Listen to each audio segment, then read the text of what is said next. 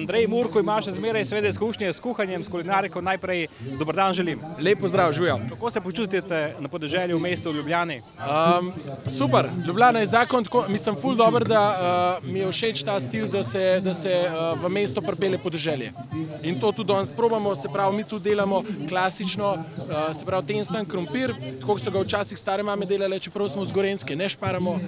In kakšna je vaša skrivnost pri pripravi tegale krompirja?